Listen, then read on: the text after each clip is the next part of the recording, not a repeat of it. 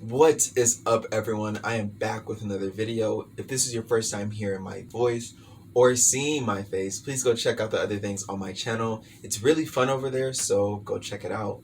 Please like, share, comment, pop that bubble, and subscribe, and let's just get into it. So I recently just rewatched the movie Monster House, which came out in 2006, so I'm pretty sure I was all of the age of, I believe, 8 for the most part. So yes, pretty young, but overall this movie was pretty solid. Like, it was solid. all around, and I actually really enjoyed myself watching it at the age of 23 currently.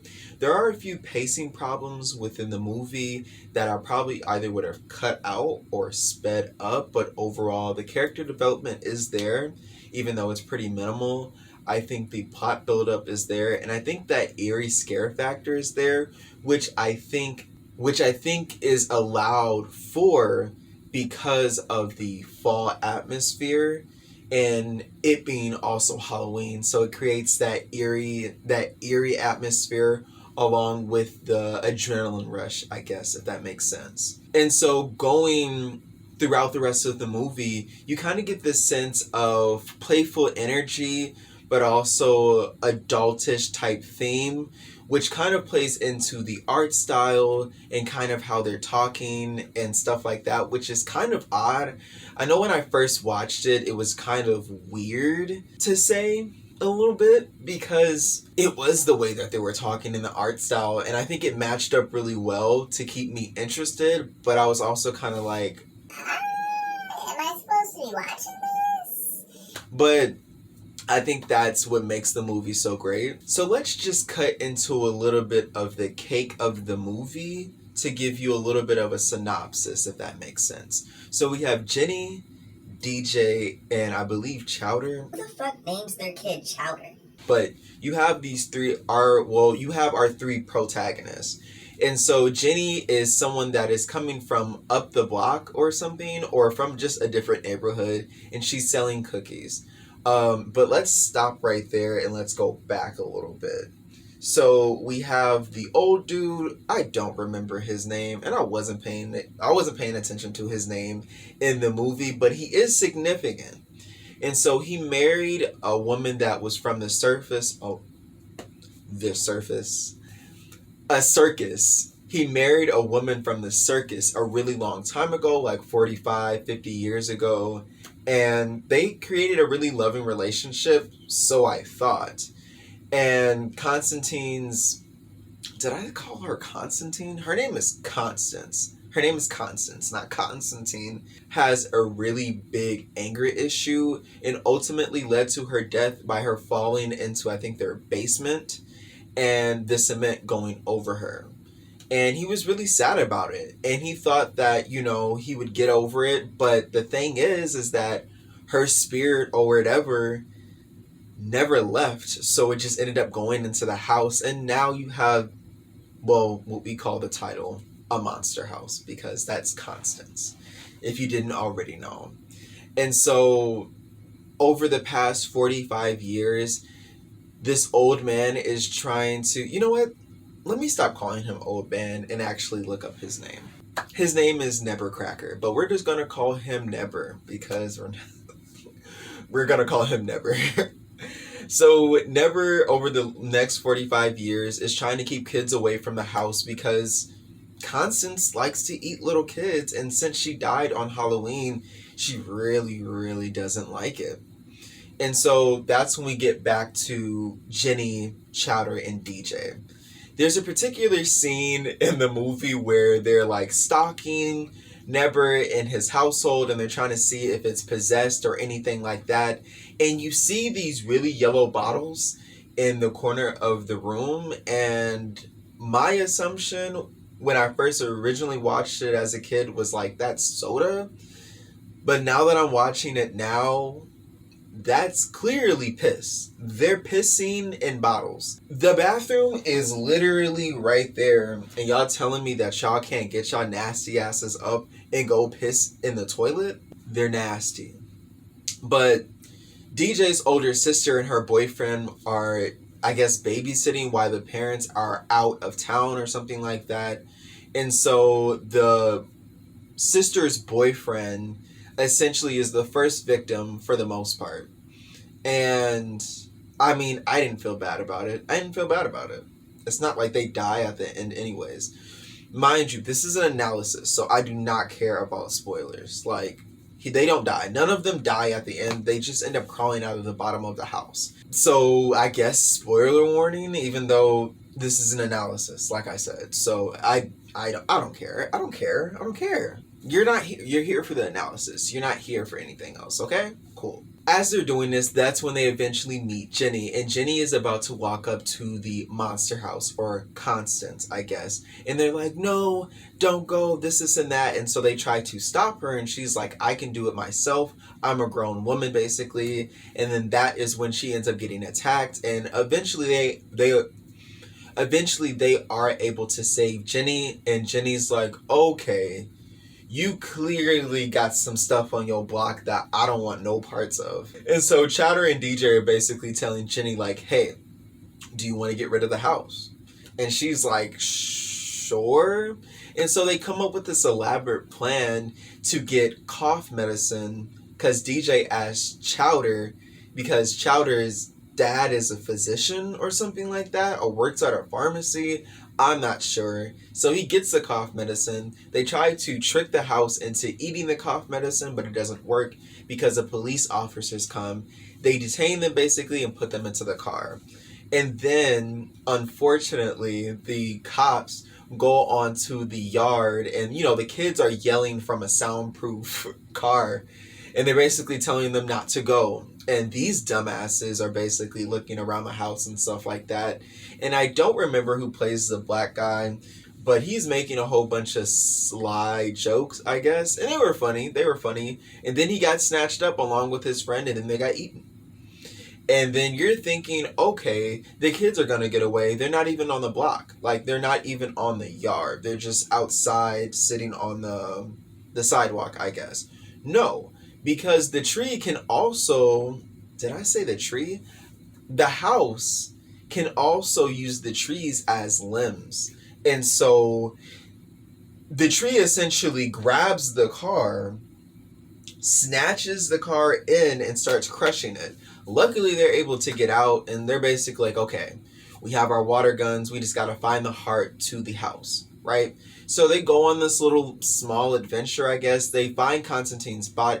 Why do I keep calling her Constantine? They find Constance's body in the bottom of the basement, and that's when they realize, or that's when they put two and two together, that Never actually had a wife and probably ate her, killed her, or something like that. They don't really know the full story. That's when the house realizes that they're inside.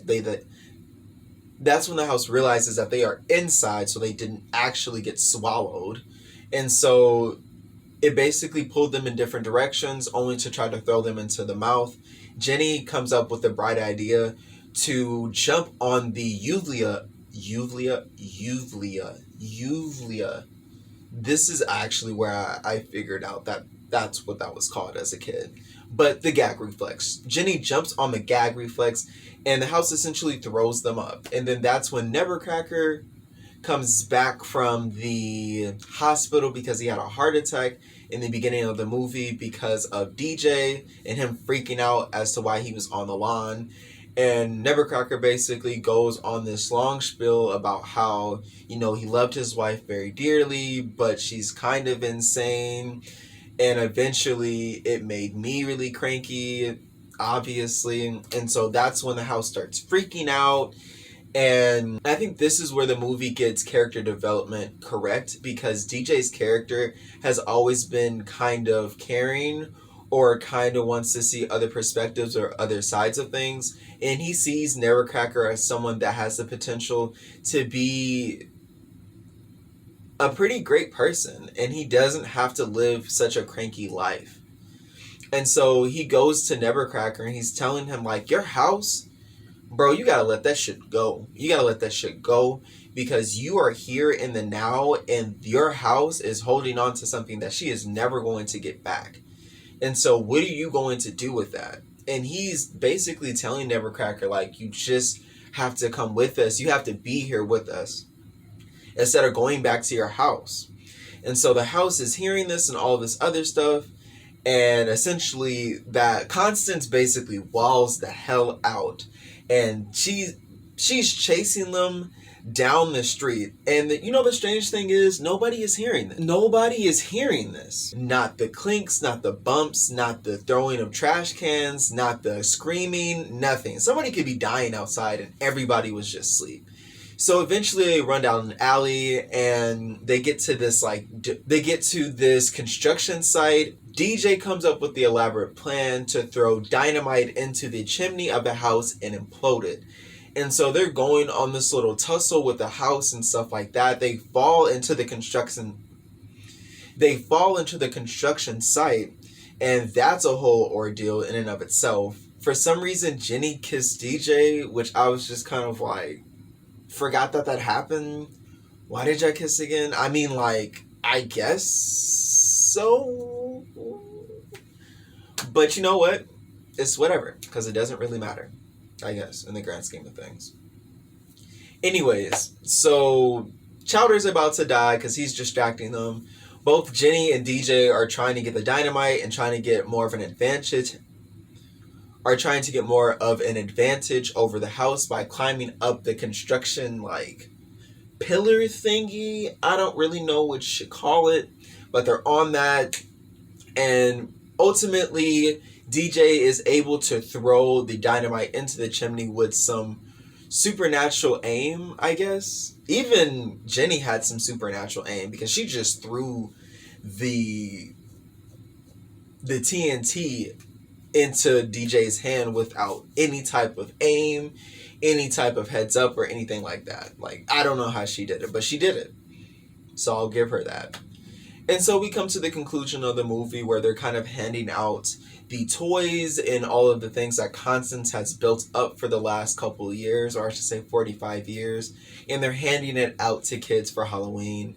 And that's when we get into some of the conclusions and some of my ideas and my analysis around the movie. So specifically with Nevercracker and Constance, I think that the relationship was mostly built around love, maybe. Hear me out. I think that they liked each other very deeply, but I think that there wasn't enough of a foundation for them to actually like each other. But I also have to factor in that Constance did die really young in their relationship, so that's also a thing. But I think Nevercracker just found somebody that he was fascinated with. And fascination is very different from actually liking a person. And I think Constance was just happy that she got out of the circus and this person granted her that opportunity. That's what I think their relationship kind of resembles. And overall, their relationship kind of speaks more to the idea of being reluctant or being reluctant to find a relationship. And I think that's how Constance was kind of functioning at that point. She found someone that sort of saved her rather than actually appreciating them. But then again, we don't really know how she would have dealt with Nevercracker in their relationship because she did unfortunately lose her life at a really early age. And so we look at Nevercracker throughout the rest of those 45 years up until that present day within the movie, and he said that he felt trapped that entire time, and the fact that she is gone now officially makes him feel free, and that he does love her, but he's also kind of like, there's nothing here for me. And so kind of relating this back to the title of this YouTube video, what does it mean to actually let go of something even though it kind of hurts you? And so we look at Nevercracker and Constance's relationship, and unfortunately Constance is never going to let go of the kids causing her to die and her anger and how people treated her. And Nevercracker was never going to let go of Constance because he didn't get enough time with her. And so you can kind of understand both of their endeavors, but ultimately both of them had to let go of those things in order for both of them to move on, essentially. And I think ultimately that's something that we got at the end of the movie. And I think DJ allowed for that opportunity or for that dialogue to happen for Nevercracker and for him to stand up for himself against Constance, because Constance was a force to be reckoned with, but ultimately I think Nevercracker just wasn't confident enough to actually deal with Constance on a physical level where he's like, hey, the things that you're doing are bad and our relationship is not healthy and it hasn't been healthy for a really long time now. And so we move into the second part of the video where we're doing the analysis about refraining, or I should say our conclusion. And when I say refraining, it's something that you don't want to do. And I think within this movie you have DJ, Jenny, and Chowder that don't really want to grow up, essentially. I think Jenny is kind of starting to get there with her selling the chocolates, or I think it was cookies or something like that, but I'm not sure. And DJ's sister brings up a good point about basically, why are you still celebrating Halloween? Like, isn't this for kids? Isn't this for babies? Why are you still doing this? Grow up. And so DJ gets this thing in his head where he's like, well, telling Chowder, like, maybe we do need to grow up. Maybe we do need to be better, essentially. And so taking on this task to figure out what this house is about and how to get Nevercracker out of this situation, that was essentially a part of them growing up and doing something that required them to think outside of themselves or anything like that, I guess. And so when the end of the movie comes, there's a conversation between Chowder and DJ where they're shooting a basketball and it gets stuck. And DJ's kind of thinking about, okay, everything that we've done, everything that has led up to this moment, and everything that has happened in the last week or so, how do we unpack that, I guess. And ultimately, he said, you know what, let's just go trick-or-treating, because ultimately it's about what matters to you and what you value. And for all we know, that was the growing up that they needed to do. And I think so as well. They blew up a house, a monster house, to be specific. So yes, but that is all I got. Let me know if you have any comments, questions, or concerns about this movie. If you've watched it when you were a kid in 2006, or you recently just watched it, let me know your thoughts about the movie. Check out the other things on my channel. Pop that bubble and subscribe, like, share, comment, and I will check you all later.